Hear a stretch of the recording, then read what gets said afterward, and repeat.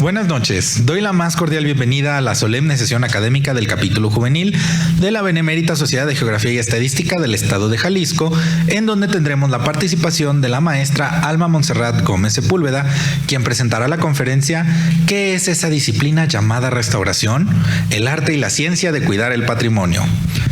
Cedo el uso de la voz para presentar ahora a nuestro presidium, que en este caso contamos con nuestra asociada y conferencista, la maestra Alma Montserrat Gómez Sepúlveda, la licenciada María del Pilar Sánchez Alfaro, expresidenta y asesora del capítulo juvenil, y el de la voz, licenciado Daniel Alejandro Álvarez Márquez, coordinador del capítulo juvenil.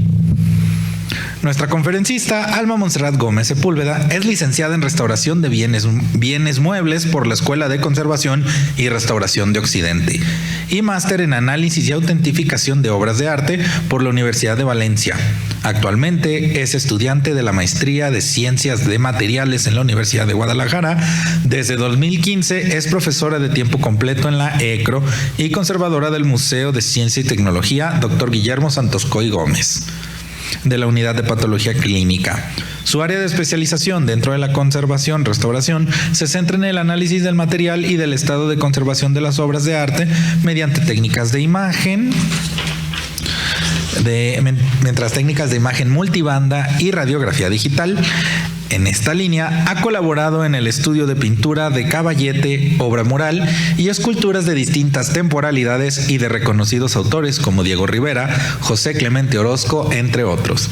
Asimismo, ha realizado estancias y participado en investigaciones con instituciones como el Laboratorio de Diagnóstico del Patrimonio del Colegio de Michoacán, el Centro de Investigaciones en Óptica AC, el Instituto de Investigaciones Estéticas de la Universidad Nacional Autónoma de México, el Museo Regional de Guadalajara y el Museo Nacional del Prado, por mencionar solo algunos.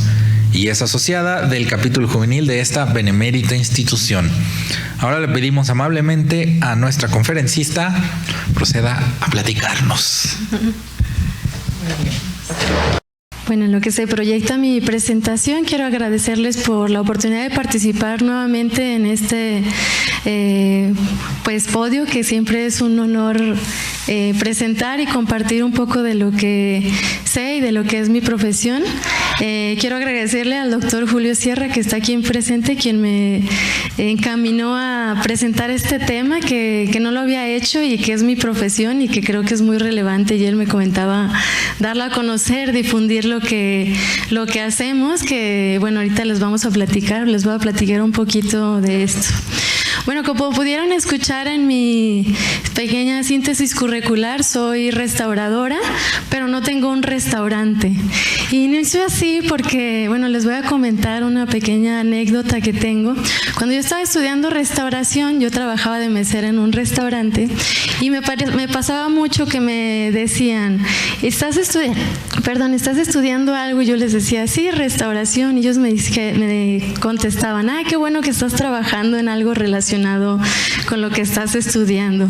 Luego pasa mucho que se confunde restauración con restaurantes. Me parece que en España es un poco más esta similitud, no porque sea en la restauración, pero bueno, quería empezar un poco sembrando como esta semilla de lo que les voy a platicar, que es un poco ir desentrañando qué es lo que hacemos, como bien dice el título, qué es esa disciplina que se llama restauración. Y cómo me gustaría que al final de la charla, tanto los que están presentes como los que nos escuchan en línea, pues se queden con esta pequeña semilla de lo que hace un restaurador, de pues toda la complejidad que tiene esta disciplina. No sé si estoy...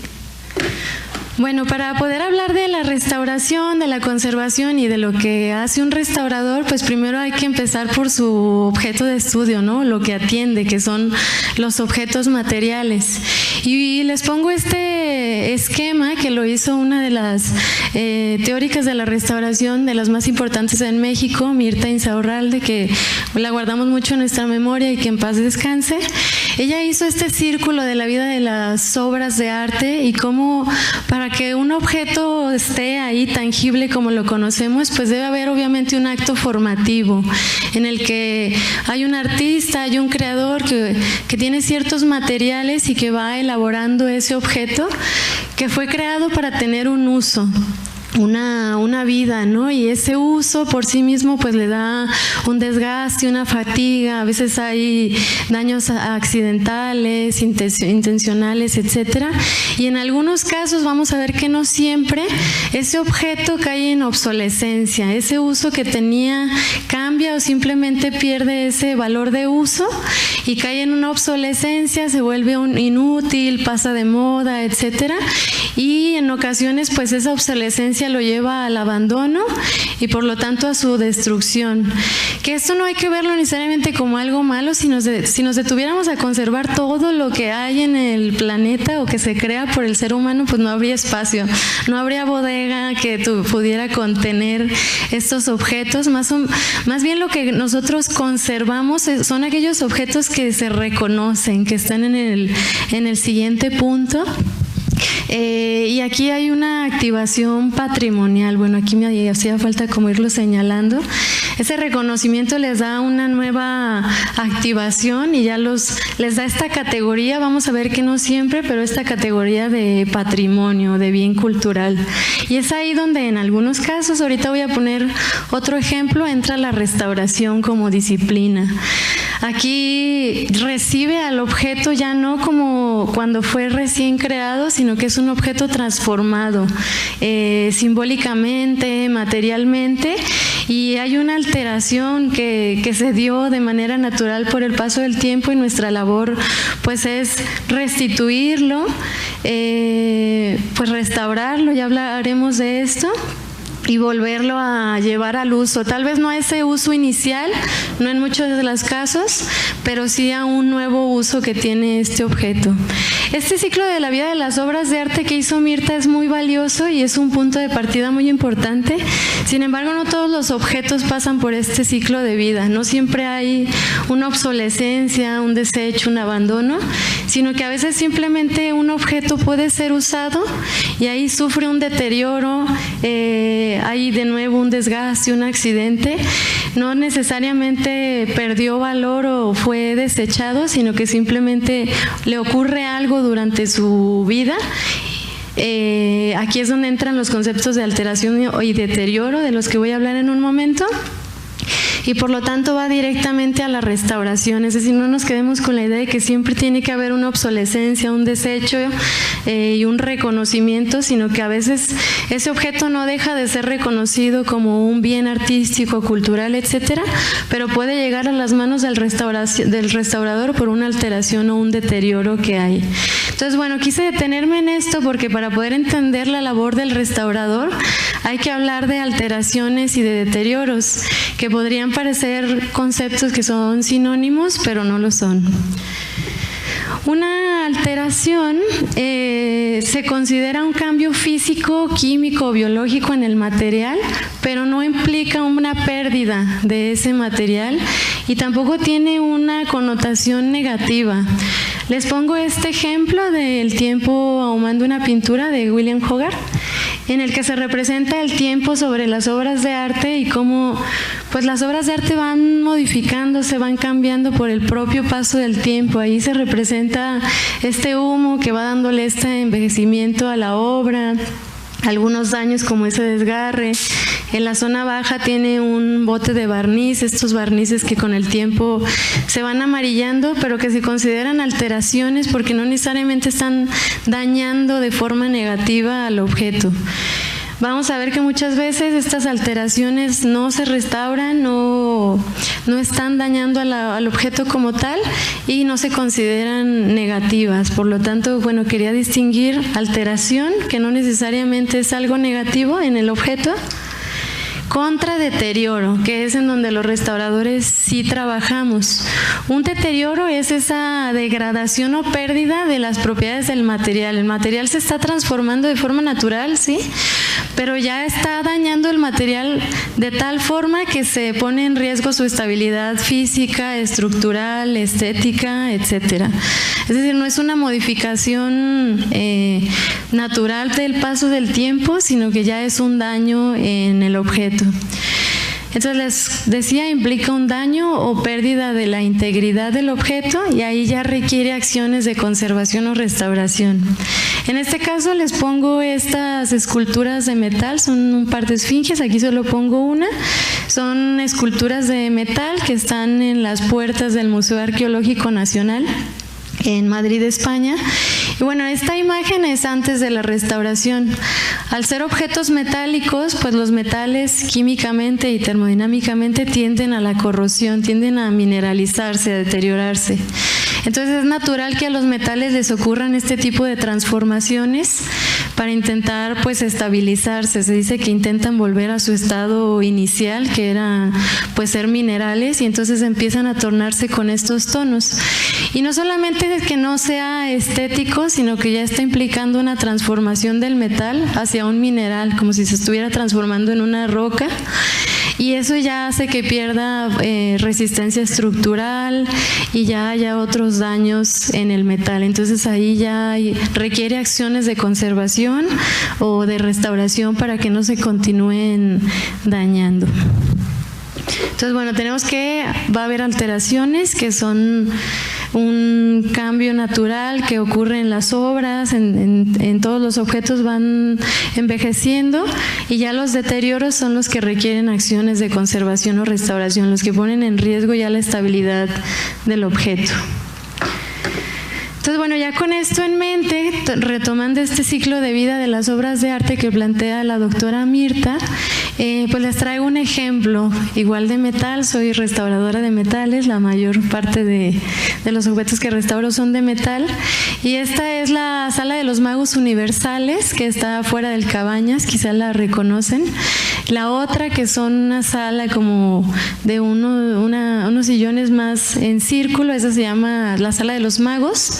Esta que les estoy mostrando es la Sala de los Magos Universales, hecha por Alejandro Colunga en 1993. Brevemente la historia es que Alejandro Colunga la realiza como obras efímeras. En realidad estos objetos, estas esculturas no estaban hechas para permanecer ahí como las tenemos hasta el día de hoy. Fueron como una pequeña exposición que estaba pensada pues para no durar, y los materiales que se utilizaron pues fueron desechos de llaves, de materiales reciclados, y el metal es muy blando.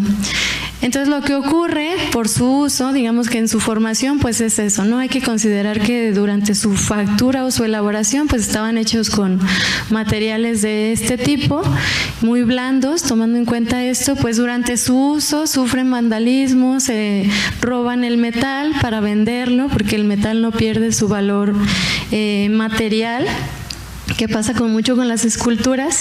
Entonces ahí tenemos una de las sillas en su etapa pues posterior a la formación, donde está completa, y esta misma silla tras su uso, cómo va perdiendo elementos. En este caso perdió la cabeza, perdió los brazos, y bueno, seguían perdiendo elementos por esta maleabilidad del metal, y este fácil se rompen fácilmente.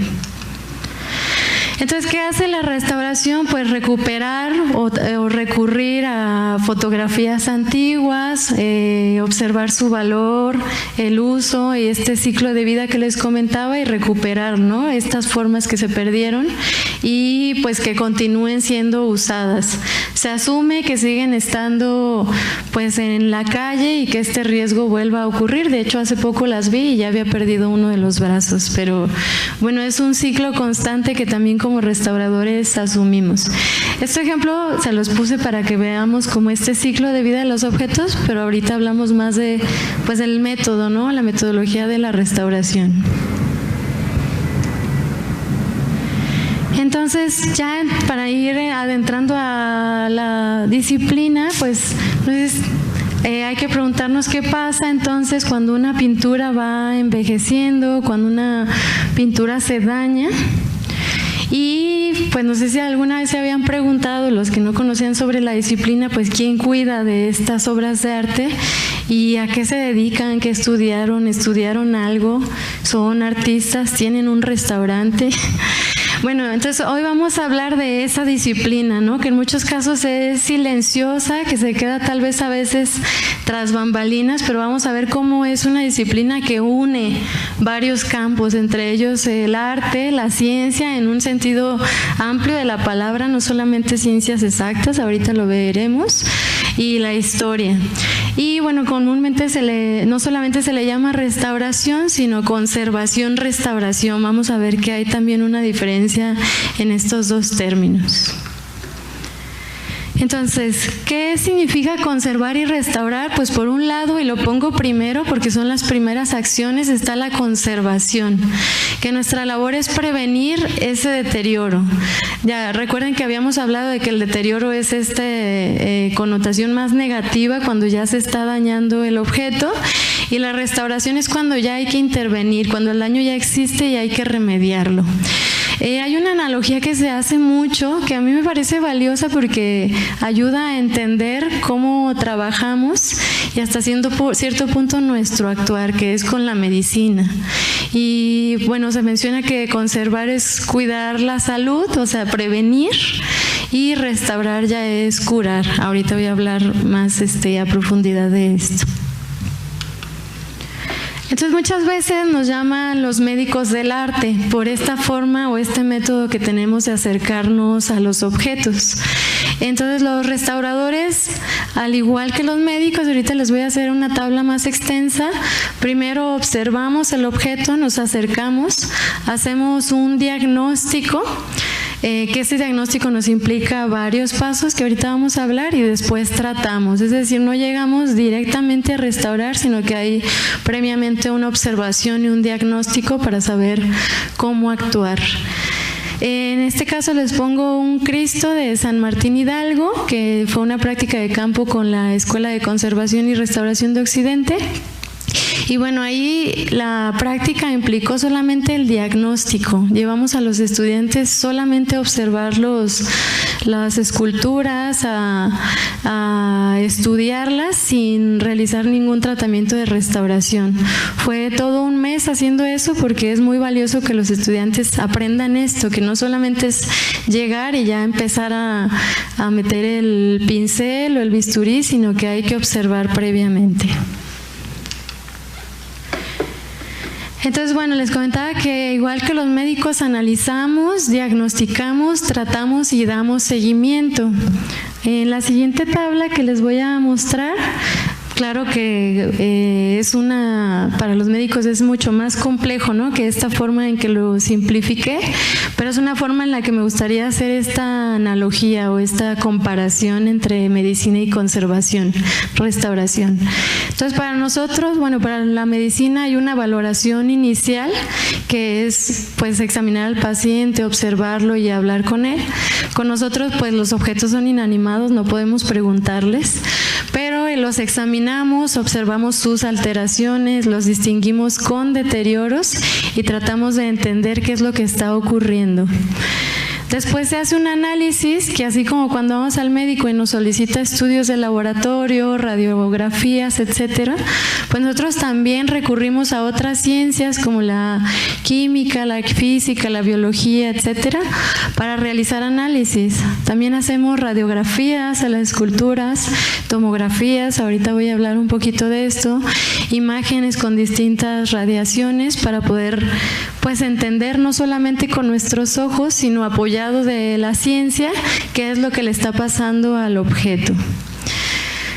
Posteriormente a esta valoración inicial, esta observación y los análisis o los resultados de estos análisis de laboratorio, hacemos un diagnóstico que, como un médico pues determina las causas de la enfermedad, nosotros determinamos las causas de ese deterioro o de esas alteraciones, relacionándolo con su factura o cómo fue elaborado el objeto, el contexto en el que estuvo, si las condiciones ambientales afectaron o tuvieron algo que ver, o si le pasó algo de forma intencionada o accidental.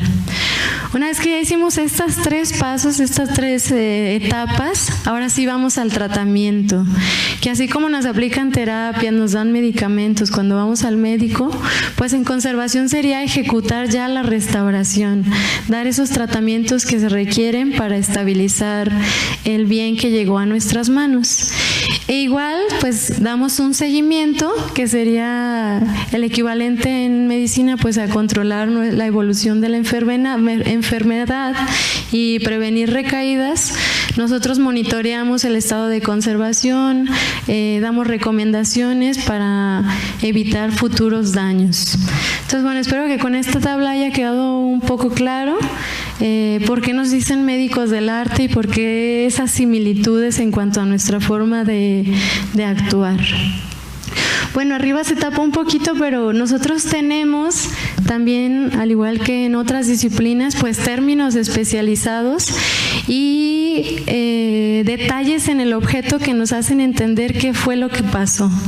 Por ejemplo, les pongo estas imágenes que tienen que ver con craqueladuras, que son estas cuarteaduras que a veces se ven en las pinturas. Seguro todos recuerdan una imagen de esto, pero cada una de las craqueladuras nos habla de algo diferente. Aunque podrían parecer que la capa pictórica se fragmentó, cada una de las formas nos habla de si el envejecimiento, si la cuarteadura fue por envejecimiento, si fue por un golpe. Por ejemplo, la de pluma nos habla de que fue un golpe en esa zona.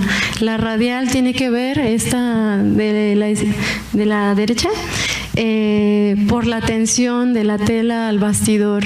Estos que se llaman caballetes pues tienen que ver con un desprendimiento de la pintura, del lienzo, etcétera. Se los quería poner como ejemplo nada más para que veamos que todos esos detalles en el objeto nos permite ir entendiendo qué fue lo que pasó para hacer un diagnóstico en el objeto. Entonces decíamos que pues no solamente es una disciplina que podría parecer que somos artistas. Les comentaba hace rato antes de iniciar que muchas veces para otros nos preguntan si nosotros estudiamos arte, si somos artistas, si pintamos, pero en realidad no somos artistas, sino que juntamos varias áreas. Una de las principales es la historia, porque nos permite entender la técnica, los materiales que se utilizaban en cierta época, el contexto histórico, el momento histórico en el que se creó el objeto y el sentido cultural que tenía en ese momento y que tiene ahora. El arte, por supuesto, está presente, no es que seamos artistas, pero sí hay una sensibilidad y un respeto a la estética y al objeto. Y bueno, la ciencia, les decía, en el sentido amplio de la palabra, no solo ciencias exactas, sino también ciencias sociales, ciencias humanas, que nos permite también no solo entender al objeto, sino a la sociedad que está en torno a él. Y bueno, la restauración es una licenciatura, dura 5 años, se llama licenciatura en restauración de bienes muebles y pues es una carrera en la que te enseñan a preservar, ¿no?, el patrimonio cultural, pero hay toda una metodología, o sea, te enseñan a estudiar el objeto para poderlo conservar y restaurar, no solamente obras de arte, que ahorita vamos a ver que restauramos mucho más objetos, y bueno, históricos, y ahorita voy a mostrar otra tabla. Entonces, durante el plan de estudios, que ahorita voy a hablar un poquito de él, combinamos arte, ciencia e historia para comprender pues no solo los materiales del objeto, les decía, sino su valor cultural y para la sociedad. Esta es la Escuela de Conservación y Restauración de Occidente, que es la ECRO, que está en Guadalajara. Tenemos la fortuna aquí en Guadalajara de tener una escuela de restauración. Yo soy profesora de esa escuela, también Rosalba, nuestra otra compañera del capítulo. Y bueno, en esta escuela se estudia esta licenciatura. Este es el plan de estudios, no intenten leerlo, no se preocupen, ahorita lo voy a explicar un poquito. Puse esta imagen porque quería que vieran solamente que dura 10 semestres, son 5 años. y está, digamos que agrupada en 4 columnas principales. El primero sería, no lo voy a decir como por orden jerárquico, pero bueno, una de las columnas son las ciencias exactas, que son cuestiones donde nos enseñan un poco de física, un poco de química, para poder entender al objeto desde esta parte más de las ciencias materiales, ¿no? Y la otra columna serían las ciencias sociales, para poder entender al objeto y su sociedad, porque nosotros trabajamos con el objeto, pero a quienes realmente estamos atendiendo son a los dueños de esos objetos, y quienes realmente valen para nosotros son ellos. El objeto es el repositorio solamente de todos esos valores y sentimientos que hay en torno a él. La otra columna sería las cuestiones artísticas, les digo, no porque nos formen como artistas, sino que nos tienen que enseñar cómo se hace una obra de arte, cómo se hace una escultura, para poder entenderla y poder restaurarla. Y el último eje que se divide en estos semestres, pues ya son las materias que tienen que ver con conservación y restauración propiamente. Entonces, dura 5 años, suena muy largo, pero en realidad a veces parece corto, porque la cantidad de otros materiales que podríamos restaurar, porque nos enseñan a restaurar cerámica, pintura, mural, escultura, papel, pero bueno, nos haría falta piedra, plásticos y un montón de cosas. La carrera bien podría durar 10 años, pero lo valioso es que nos enseñan un método de intervención, que es justo lo que les decía, el diagnóstico, el análisis, la observación y ya el planteamiento de tratamientos de conservación. En México, además de la ECRO, que es el puntito verde, hay otras escuelas de restauración. La primera es la primera de arriba, la Escuela Nacional de Conservación, Restauración y Museografía, que está en Ciudad de México y que inicia, la restauración en México inicia en los años 60 con una cátedra de la UNESCO que se da para Latinoamérica, y que una de las sedes fue México. Y entonces ahí empieza a darse la restauración, pero como un taller. Después ya surge la necesidad de que sea una disciplina, una licenciatura como tal. Y bueno, después surge la ECRO, es la segunda escuela, y después empiezan a surgir en Querétaro, en San Luis Potosí, en Zacatecas. Y bueno, este crecimiento en escuelas de restauración pues también nos habla de un crecimiento en la demanda y de un mayor conocimiento de la disciplina. Por supuesto, en otros países también hay escuelas de restauración. La diferencia es que en otros países la licenciatura ahí sí está en las escuelas de bellas artes. Primero te formas como artista o como, en una escuela de bellas artes, y después te especializas como restaurador. En México tu licenciatura y tu formación es de restauración propiamente. Y también una diferencia con México es que acá surge desde el Instituto Nacional de Antropología e Historia, o sea, pensando en tratar objetos antropológicos, a diferencia de otras partes del país que son objetos artísticos. Aquí en México existe el INBA, que es el Instituto Nacional de Bellas Artes, o el INBAL ahora, pero no surge para bellas artes, sino para antropología e historia. Por supuesto, también restauramos obras de arte, pero hay una diferencia ahí en cuanto al enfoque que tiene en México y otros países. Y bueno, una de las preguntas que surgen y muchas veces nuestros alumnos se lo cuestionan es ¿por qué conservar? ¿Por qué seguir manteniendo esos objetos que se están perdiendo? Y algo que ya les había comentado y que hay que hacer mucho énfasis en eso es que el objeto es el repositorio de esos valores, de esa memoria viva que está en los objetos y alrededor de ellos. Al inicio les ponía la imagen de una práctica en San Martín Hidalgo, Jalisco, y aquí lo retomo. Esta es una tradición de tendidos de Cristo, en donde en las casas de las personas se colocan estos altares que se le llaman tendidos, y que se permanecen en las casas con las puertas abiertas para que la gente vaya y observe y rinda culto a las esculturas. Pero lo que me parece valioso, que es valioso por sí mismo este momento, es que los objetos que se presentan ahí, muchas veces los Cristos o las Vírgenes dolorosas, no necesariamente son antiguas. Probablemente son objetos que mandaron a hacer un mes antes de hacer este altar, pero el objeto es valioso ya por sí mismo, por la manifestación y por lo que le representa a esa familia y a esa comunidad. Entonces, lo que estamos manteniendo en realidad es esa tradición y esa memoria viva que está en la sociedad.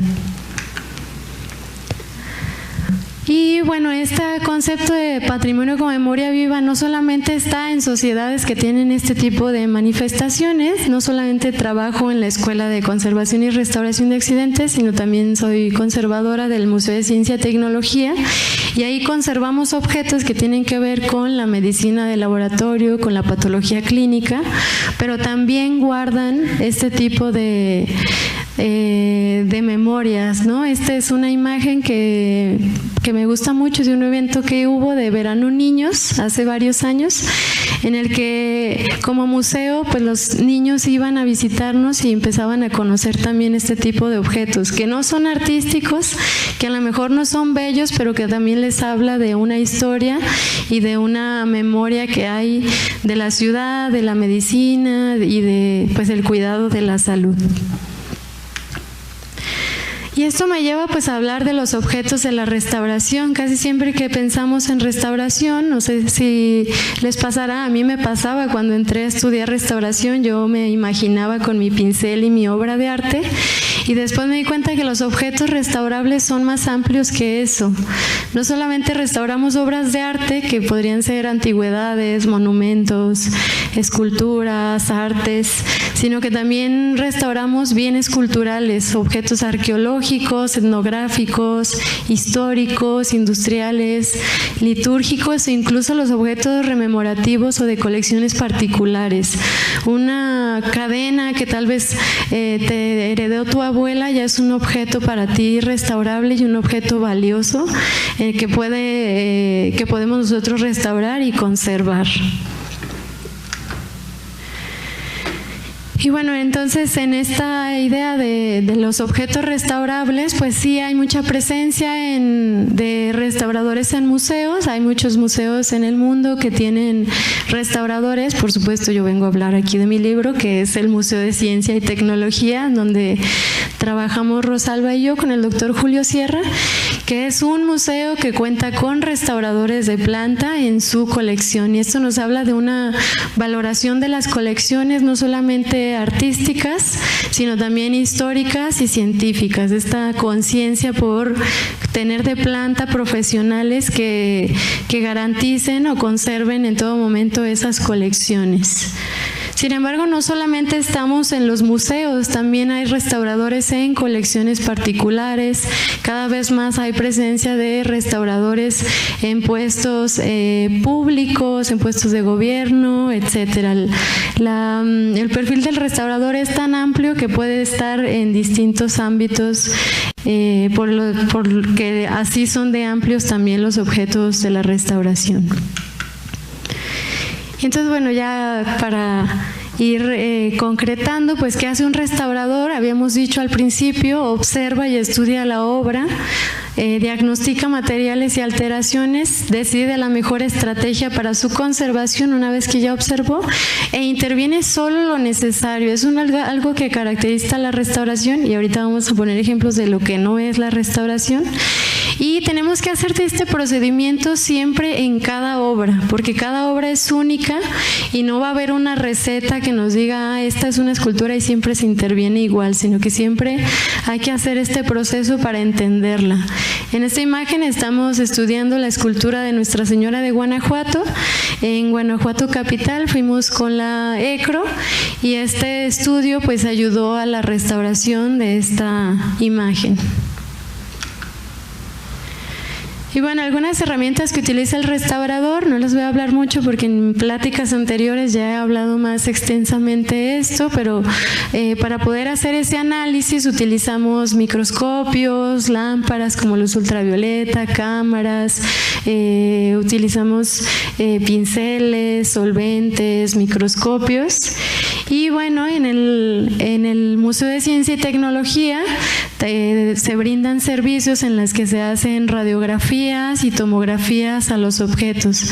Tenemos colaboraciones con la ECRO, con Centro SINA, en donde gracias a estos estudios, que pues es un laboratorio de ciencia y tecnología que está dentro de un laboratorio de análisis clínico, pues permite aprovechar esta tecnología para poder dar esos análisis, esas respuestas a qué deterioros están ocurriendo en la obra. Y bueno, ya pasando a mitos y realidades, uno de los mitos es que el restaurador pinta encima del cuadro. Y la realidad es que restauramos con técnicas que son reversibles y que son controladas. Otro mito es que la restauración deja todo como nuevo. Hablando del ciclo de vida de los objetos, nuestro objetivo no es llevarlo a su estado original, sino que respetamos estas alteraciones, este paso del tiempo sobre la obra y no borramos su historia. Otro mito es que somos artistas, pero en realidad es una profesión que conoce sobre técnicas y materiales tradicionales, realizamos diagnósticos empleando métodos científicos para tratar estos bienes culturales y estas obras de arte. Entonces, lo que la restauración no es, y esto es un ejemplo muy famoso, que es el Ecce Homo de Borja, que está en Zaragoza, España, es una pintura mural cuyo estado, no voy a decir que el inicial, pero previo al deterioro es el de la izquierda. La pintura fue perdiendo capa pictórica, se fue deteriorando y bueno, fue una buena intención, sin embargo no era restauradora. Y bueno, el primer mito, no pintamos sobre las obras y hay un cambio en el aspecto. Entre los restauradores pues hay una discusión porque hubo un aumento en la valoración de esta obra, hay muchos más visitantes en esta iglesia y demás, pero bueno, propiamente no es una restauración lo que ocurrió aquí. Otras cosas que la restauración no es, pues es pintar sobre objetos que no tenían policromía, como es el caso de la izquierda, es decir, dejarlos como nuevos, como habíamos dicho, o en el de la derecha, que es cambiar los materiales, que haya un cambio radical y no respetar pues esa estética que tenía el rostro del niño.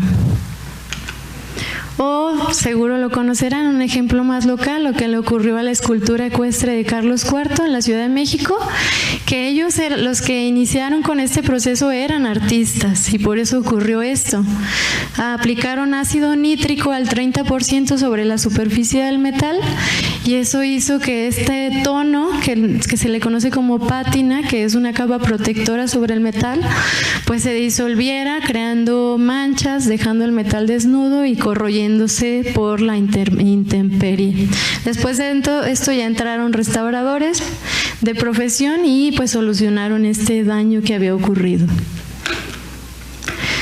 Lo que sí es la restauración, y a lo mejor no se ve en la imagen y qué bueno, porque eso es una restauración que no se note, pero que esté ahí. No sé si alcanzan a ver aquí una serie como de líneas verticales, solamente en esta zona.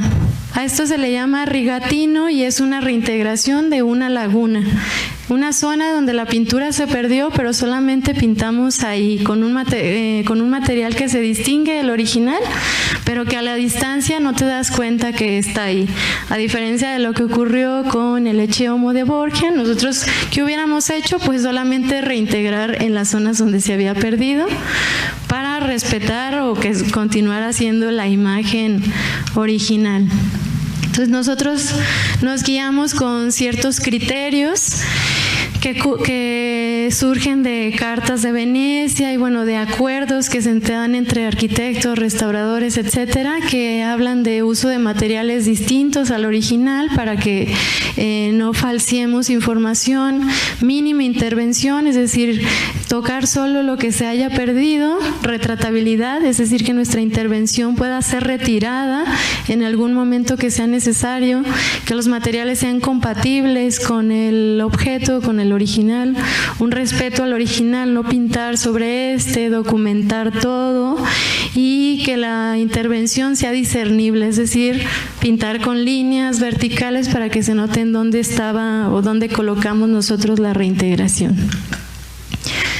¿Qué sí es la restauración? Pues decisiones basadas en la ciencia. Por ejemplo, esta es la Gioconda del Museo del Prado, en donde pues tenía este fondo negro, se hizo una radiografía y una reflectografía y vieron que había un fondo que había sido cubierto en algún momento por esta capa de pintura. Hicieron otros análisis y se dieron cuenta, determinaron que el fondo estaba en buen estado y que así era la imagen original y se realizó una limpieza cuidadosa para devolver este fondo a la obra. Devolvemos durante las limpiezas, pues revelar colores que por los barnices envejecidos se pierden. Muchas veces muchos documentos por su deterioro no pueden leerse y se puede recuperar esa lectura en los objetos.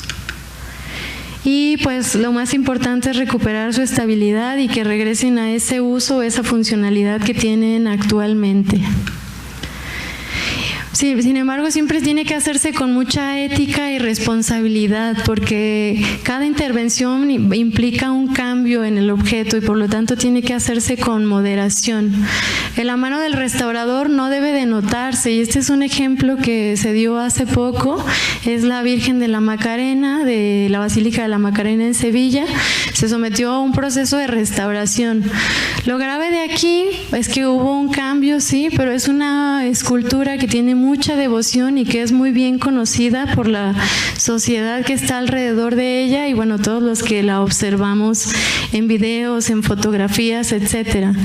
Lo malo de esta restauración fue que cambiaron mucho su rostro y su expresión y hubo muchos cambios que se fueron dando durante varios procesos de restauración sobre la obra, al punto de que actualmente muchos de los fieles, muchas de las personas que eran devotas o que son devotas a ella no la reconocen y eso es grave porque hay incluso videos de gente llorando y diciendo que ya no es su escultura, que ya no es su imagen.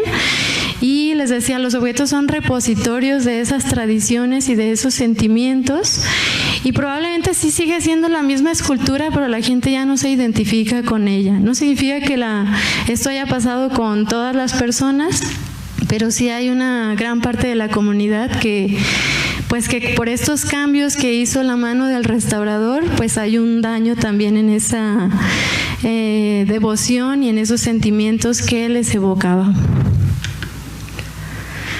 Entonces, por eso es importante que no solamente combinemos esos conocimientos técnicos, sino también una sensibilidad humana hacia las personas con las que estamos trabajando y a la que les pertenecen estos objetos. Y por lo tanto hay que entender, proteger y valorar ese ser humano que está detrás de ese objeto.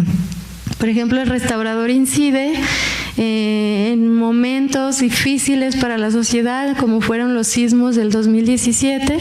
Este es un ejemplo de una cúpula que se le cayó encima a un Santiago en Izúcar de Matamoros, a un Santiago Apóstol, y bueno, el caballo y la escultura se destruyeron. Lo que hizo la restauración fue a través de fotos, pues reconstruirla, que esto puede parecer demasiado o que fue demasiado invasivo, sin embargo lo importante era devolverle su escultura a esa sociedad que tenía una devoción por este objeto. Y bueno, ya para ir cerrando, como conclusión, los restauradores no solo cuidamos objetos, sino también historias, emociones y memorias, por supuesto sustentado con ciencias sociales, exactas, humanas, y por eso pues somos una especie de guardianes, ¿no? Que tras bambalinas estamos ahí para proteger estos objetos. Bueno, espero haber podido transmitir un poco de esta pasión que tengo por la disciplina y pues que ya haber compartido un poco de lo que hacemos y de lo que implica esta disciplina y esta atención a los objetos. Muchas gracias.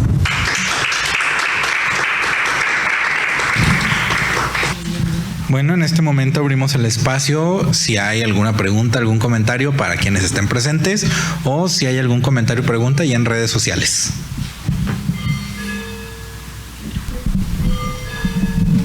Muy buenas noches. Felicidades por la presentación. Me hizo recordar, yo soy biólogo, pero mi mujer fue restauradora, pero no de carrera, porque estoy hablando de los años 80. Yo iba a checar y me trepaba a los andamios de la iglesia del Santuario de Guadalupe. Ella le tocó la restauración del Santuario de Guadalupe en los finales de los 80s. De hecho, me platica, ella le tocó restaurar El Hombre de Fuego en las cabañas, siendo más joven, yo no la conocía, y también en el Paraninfo, y le tocó trabajar con Bellas Artes en el Paraninfo. Entonces me hizo recordar cosas muy padres de aquella época. Ya no es mi mujer, ya me estoy divorciado, pero ya sigo viendo a ella y ya está vinculada con la restauración. Pero gracias por la plática, muy interesante y muy objetiva, porque precisamente hay gente que luego pues no diferencia o cree que son artistas, o que tengo un hijo que es artista, pues, pero es muy diferente el de restauración que hace su mamá a lo que él ahora se dedica, ¿no? Felicidades, maestra, por la presentación. Me gustó mucho. Gracias. Malena Hernández dice: buenas noches, felicidades a la maestra Montserrat, muy buena exposición, clara y concisa. Y una pregunta, ¿es muy cara la restauración? Pues va a depender no me gustaría usar el término cara, sino costosa. Y va a depender del daño que tenga la obra, la complejidad de los deterioros, los tratamientos. Por lo regular es costosa en el sentido de que utilizamos materiales de calidad, que esto nos permite garantizar que la restauración va a durar por mucho tiempo. Entonces esto es lo que hace que sea un poco costosa, y también el tiempo. Hacer una restauración es un trabajo minucioso que requiere muchas horas de la persona que está trabajando sobre el objeto.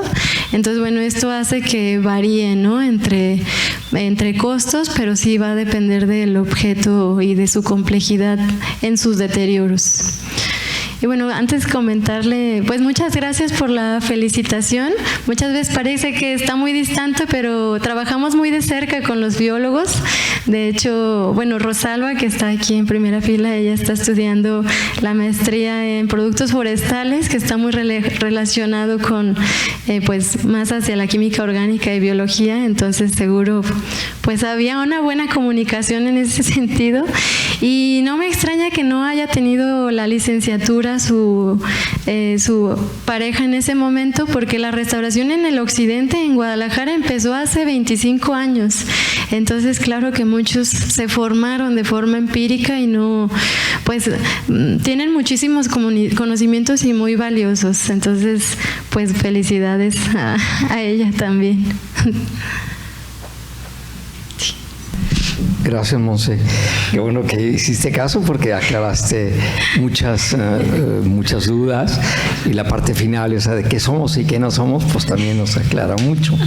Pero en ese qué somos y qué no somos, yo tengo, dos preguntas. La primera pregunta es: todas las ciencias tienen una metodología propia y eso lo hace ciencia. ¿Cuál es la ciencia propia entonces de la restauración? Y la segunda pregunta es: cuando tú pones el ejemplo de cómo se asemeja a la medicina, también tengo ahí una pequeña discrepancia, y ya tú sabrás cómo salvarla. En el sentido de que el diagnosticar es poner el nombre a una entidad nosológica. En cambio, en restauración, diagnosticar es saber la causa. Entonces ahí hay alguna, desde mi punto de vista, alguna cuestión que podría ser o merecer una aclaración. Y lo otro, bueno, ya me quedó un poco más claro, porque ¿cuál sería la diferencia entonces entre reparar y restaurar? Bueno, de la primera, por eso yo hablaba de que somos todavía una disciplina, no creo que todavía hayamos llegado a la categoría de ciencia, porque somos una disciplina que echa mano de varias ciencias para resolver una problemática en particular. El método de la restauración creo que sí está definido, aunque no es una receta tampoco para todos los objetos, que es esta parte de la observación del objeto, el análisis no solo del material y del objeto en sí mismo, sino de su contexto y de su uso, aplicar este tratamiento de restauración y un proceso de conservación. Entonces, hay una discusión todavía entre que todavía no es una ciencia, sino una disciplina, pero bueno, no sé si contesté ahorita mismo. En lo de la similitud entre medicina y restauración, sí, por eso quise aclarar que no era tal cual que seamos exactamente como la medicina, sino que quise, y se hace mucho esta relación por la forma en la que se va siguiendo como estos pasos entre que llega el paciente, se observa, se hacen análisis, etcétera, pero en la medicina pues es mucho más complejo que esto, por supuesto. Y en el diagnóstico es que sí tenemos nombres para ciertas afectaciones, como cuando ya hay un hueco en la pared son oquedades, remineralización, cuando el material se está deteriorando. Sí tenemos como en conceptos específicos, como estos ejemplos que ponía de las craqueladuras. Cada uno tiene un nombre específico para entender esa tipología y lo que le está pasando al objeto. Y la tercera, ya se me olvidó cuál era, doctor, recuérdame por favor. Ya.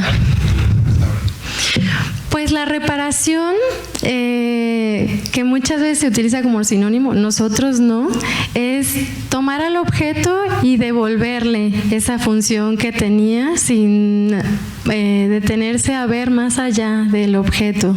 O sea, se rompió este vaso y pego el vaso, lo estoy reparando.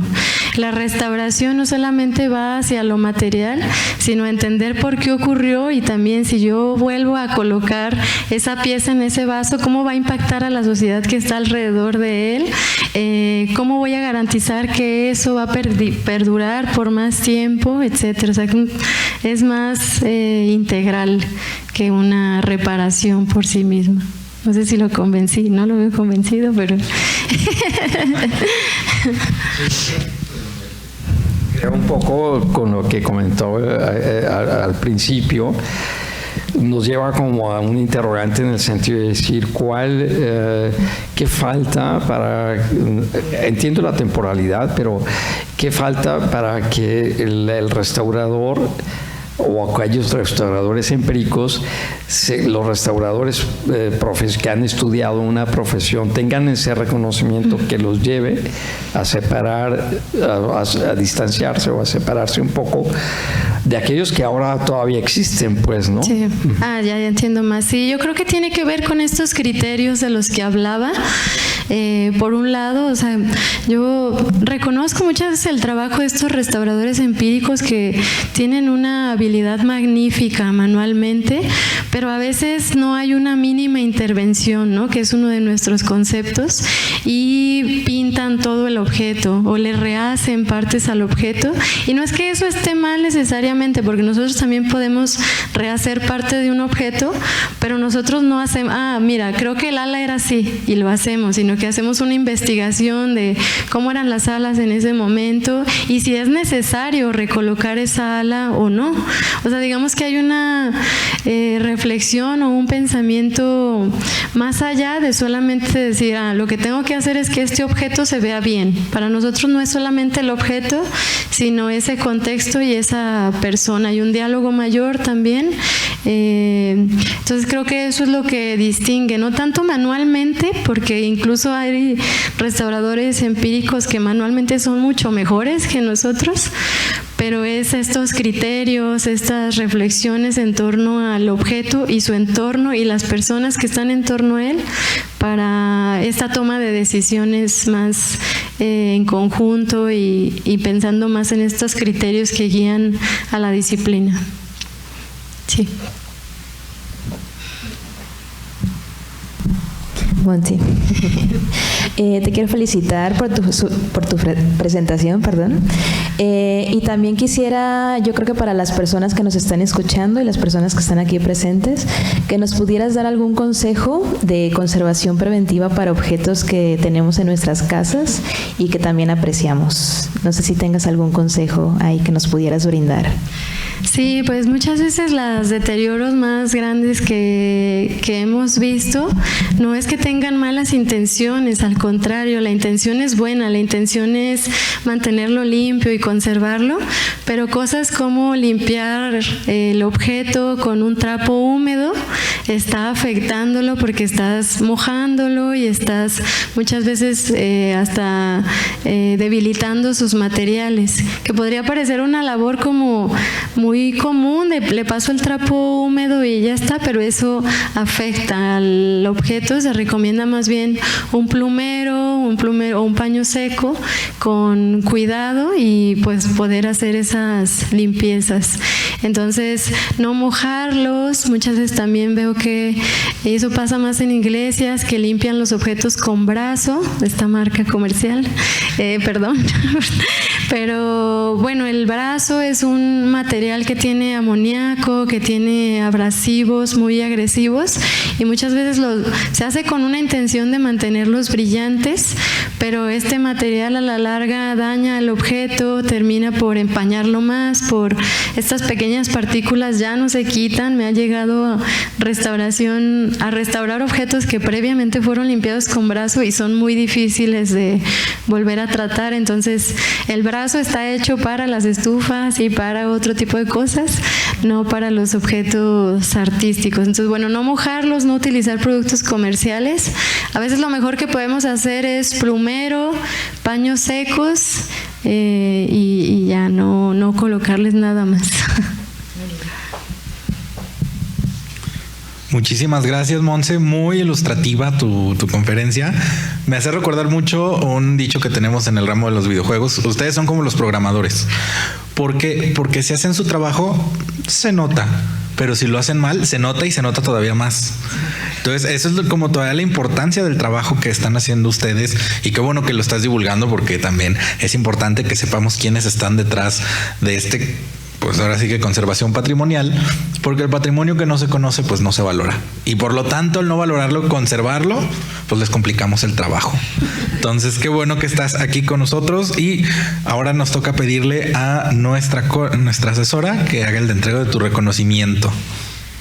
Cómo no, con mucho gusto, gracias. Antes de entregarlo, sí quisiera pues nuevamente felicitarte. Sé que has recibido ya muchas felicitaciones, Monse, muy merecidas, y compartirles un poquito en este punto de los cuidados que hay que tener, que preguntaba Ros. Les quisiera compartir una anécdota de la cual es testigo el doctor Julio Sierra. En casa hay una pintura valiosa, y supuestamente a la persona que nos ayuda con la limpieza le dijimos: esta no la toques, no la sacudas, no le pases a la pintura nada. Entonces ella, muy respetuosa, no, pero se le ocurrió sacudir el marco solamente, pero no lo hizo con un plumero, literal plumero, sino estos plumeros entre comillas que hay ahora, que son de material como de fibra de plástico, yo no sé de qué. ¿Cómo de qué? Como de nylon. Como de nylon, exacto. Entonces, tiene una rayita, la pintura, que es exactamente donde pasa las fibritas esas, y le arrancaron la pintura, literal. Entonces, cuando escuchamos plumero, que sea, por favor, un plumero de plumas naturales, ¿ok? Entonces, eso sí lo quise compartir, porque quienes nos están escuchando aquí o en línea van a decir: ah, sí, estos son buenísimos, y además si se te ensucia lo lavas y lo vuelves a, lo pones a secar y lo vuelves a usar. Pues no, uno de esos no se recomienda. ¿Sale? Entonces sí. Y muchas felicidades. Realmente fuiste muy clara, muy concisa, muy completa, y creo que nos quedó muy claro esta parte de esa labor maravillosa que hacen los restauradores. Y bueno, procedemos a la entrega de tu reconocimiento. Dice así: la Benemérita Sociedad de Geografía y Estadística del Estado de Jalisco, asociación civil, institución científica y cultural instalada el 27 de septiembre de 1864, otorga el presente reconocimiento a la maestra Alma Montserrat Gómez Sepúlveda por su participación como ponente en las actividades organizadas por el capítulo juvenil de esta institución con la conferencia ¿Qué es esa disciplina llamada restauración? El arte y la ciencia de cuidar nuestro patrimonio, misma que se llevó a cabo en las instalaciones de nuestra casa sede, cumpliendo así con el compromiso de presentar un trabajo anual y el objetivo fundamental de esta benemérita institución, que desde su fundación ha sido el estudio y la divulgación de la ciencia y la cultura. Guadalajara, Jalisco, 16 de octubre de 2025, firman nuestro coordinador del capítulo juvenil, el licenciado Daniel Alejandro Álvarez Márquez, la maestra Cristina Patricia Carrasco Acosta, secretaria técnica del capítulo, quien se disculpó por razones laborales, no pudo estar aquí, y su servidora, licenciada María del Pilar Sánchez Alfaro, asesora del capítulo juvenil. Muchas felicidades, Monse. Muchas gracias. Te damos un aplauso muy merecido. Muchas gracias. De verdad, felicidades. Gracias.